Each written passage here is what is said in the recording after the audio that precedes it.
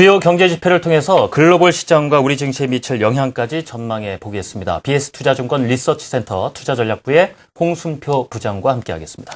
어서 오세요. 네, 안녕하세요. 안녕하세요. 자, 이 지금까지 최근에 글로벌 증시의 상승세에 견줘봤을 때 말이죠. 우리 증시는 그게 따라가지 못했거든요. 약세가 이어지고 있는데 이 계속해서 디커플링, 이 재현된 것 아닌가 하는 우려가 나오고 있습니다. 어떻게 보십니까?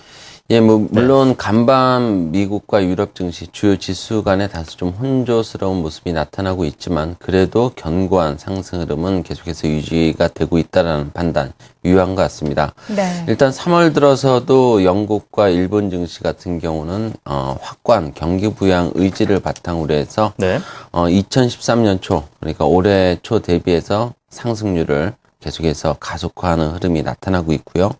또 미국 증시 같은 경우도 다우지수 연일 사상 최고치 경신 행진을 이어가고 있고 S&P 500 지수 같은 경우도 CQS 발동이라든지 3차 양적 완화 조기 종료 논란 이런 좀 부분들 속에도 불구하고 사상 최고치에 근접하는 그런 점진적인 상승 흐름을 이어가고 있다라고 볼 수 있습니다.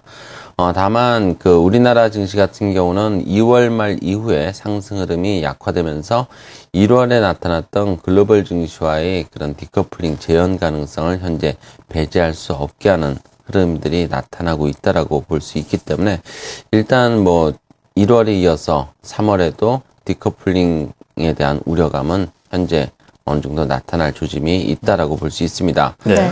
최근 코스피가 글로벌 증시의 상승 흐름에 동참하지 못하고 있는 것은 역시 코스피만이 가지고 있는 북한 관련 지정학적 리스크 등에 기인하는 것으로 유추를 해볼 수 있겠는데요.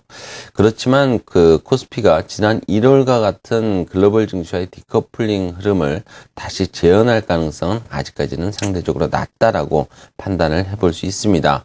무엇보다도 북한 관련 지정학적 리스크에 대한 불확실성이 우리나라 금융시장에 미치는 영향이 상당 부분 제한적일 것으로 보기 때문인데요. 네.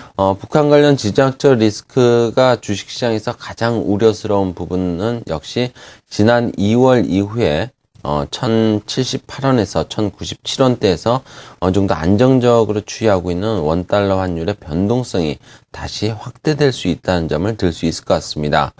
물론 북한의 지정학적 리스크 확대 시에는 원달러 환율이 전고점인 1,097원을 상향 돌파하면서 1,100원 선의 진입 시도를 할 가능성도 배제할 수는 없겠습니다. 그렇지만 미국의 고용이라든지 최근에 공개된 주요 경제 지표들이 개선된 결과를 보임에 따라서 글로벌 투자자들의 위험자산 선호도가 뚜렷하게 강화가 되고 있고 또 과거 장기간에 걸쳐서 형성된 북한과 관련된 지정학적 리스크에 대한 학습 효과 등을 고려한다면 원달러 환율의 상승이 일어나더라도 이런 흐름은 대단히 일시적일 가능성이 있다라고 볼 수 있습니다. 일단 원달러 환율의 일시적인 상승은 원화 강세 기조의 속도 조절 요인으로 또 인식이 될 수 있고 이에 따라서 한국 경제의 수출 가격 경쟁력 약화에 대한 우려감도 어느 정도 낮추는 효과를 기대해 볼 수 있다라고 볼 수 있습니다. 네. 그리고 또 주식시장 측면에서 본다면 원달러 환율의 단기적인 상승 그리고 이후에 다시 하락을 하게 된다면 외국인 입장에서는 현재 시점에서 향후에 향유할 수 있는 환차익에 대한 기대감을 좀 더 키울 수 있다는 측면도 수급 측면에서는 좀 더 긍정적인 전망을 가능하게 한다라고 볼 수 있습니다. 그러니까 디커플링이 우려되긴 하지만 크게 걱정할 부분은 아니다. 이런 입장이시네요. 네, 그런 것 같습니다. 그렇다면 북한의 리스크는 제한적이고 그렇다면 아무래도 우리 시장을 좌우하는 외국인의 수급을 점검을 해봐야 할 것 같은데요. 어떤 부분을 눈여겨봐야 할까요?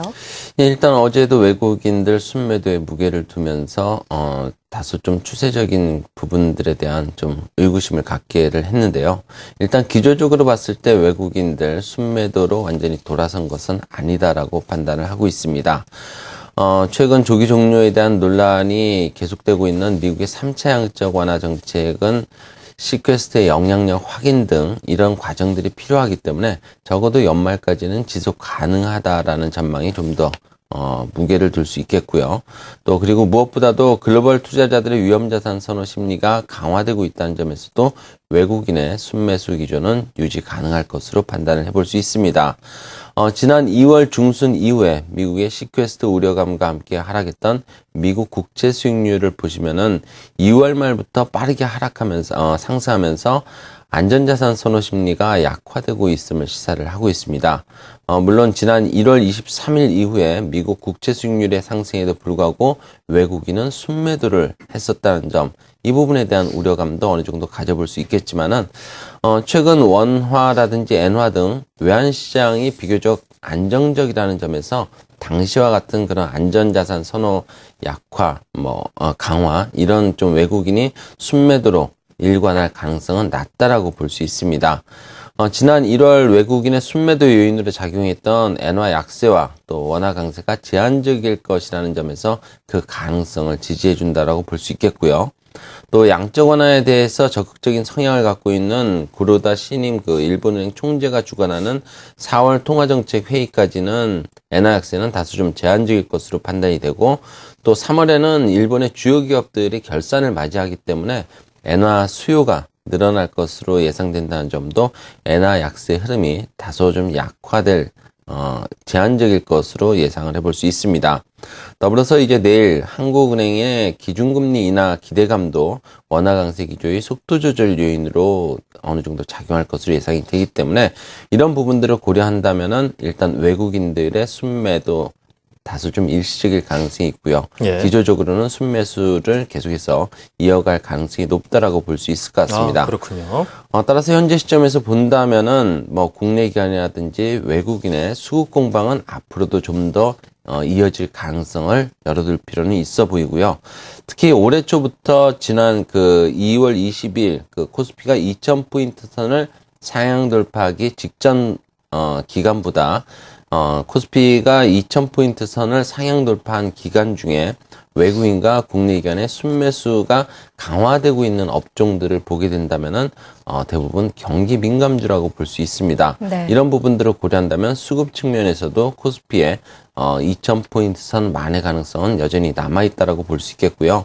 일단 IT 중에서도 반도체라든지 하드웨어 그리고 자동차, 금융 중에서는 은행과 증권업 등이 현재 외국인과 국내 기관이 코스피 2,000포인트 선 이 상태에서 집중적으로 순매수한 업종이라고 볼 수 있겠습니다. 네, 오늘은 우리 시장 1월과 같은 디커플링 흐름이 재현되는 것은 아닌가 우려가 높은 만큼 이 북한 리스크 또 외국인 수급 측면에서 점검을 해봤습니다. BS 투자증권 리서치센터 홍순표 부장과 함께했습니다. 오늘 말씀 고맙습니다. 부장님 감사합니다.